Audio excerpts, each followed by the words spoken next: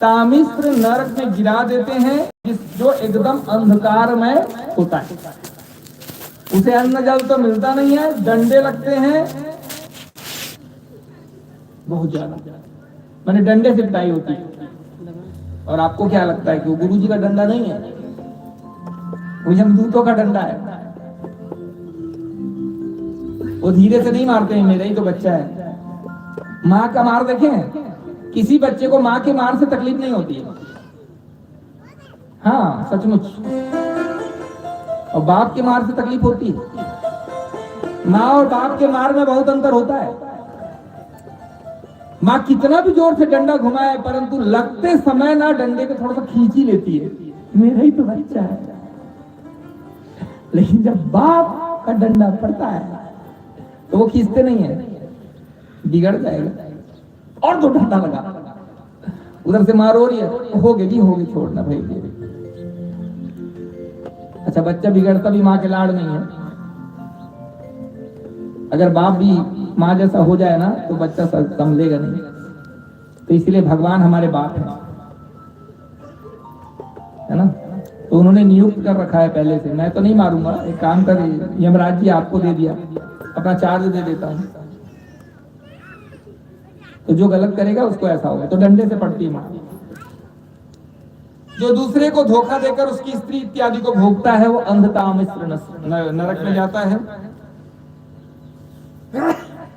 जो दूसरे प्राणियों से द्रोह करता है और केवल अपने कुटुंबियों का ही भरण पोषण करता है, इसका क्या मतलब है? जो दूसरे प्राणियों से द्रोह करता है, केवल अपने कुटुंबियों का ही भरण पोषण करता है। भाई अपने कुटुंबियों को ही तो भरण पोषण करेगा, परंतु उसको वो भी गलत नहीं है, करिए ना। आपका जन्म उसीलिए हुआ कि आप अपने कुटुंबियों का ही धर्म, भाई अपने बच्चों को सब पालेंगे, अपने माता पिता की सेवा करेंगे, अच्छी बात है, परंतु दूसरे प्राणियों से द्रोह ना करिए।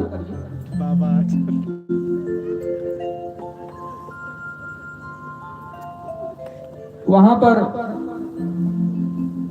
लड्डू बट रहा है, तो लड्डू वाले ने हिसाब करके रखा है, गिन के कितने लोग हैं भैया, 10 लोग हैं, तो 10 लड्डू रखा है, ठीक है।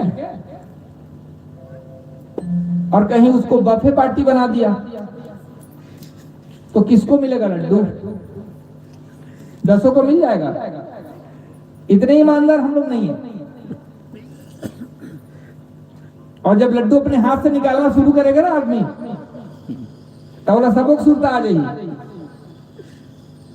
वो लइका बर, वो बाबू बर, छोटे लइका बर, काका बर, काकी बर, 11 ठा देती तब पूर देती मोर पर। अरे तो बाकी 9 लोग क्या करेंगे? 10 लड्डू एक ही उठा भाग जाएगा। ये है द्रोह, दूसरे के हक को छीन लेना, केवल अपने लिए, अपने कुटुंबियों का भरण पोषण करने के लिए। रौरव नरक में जाता है ऐसे, रौरव नरक बड़ा खतरनाक, एक भयानक जीव है वहां, रूरू नाम का।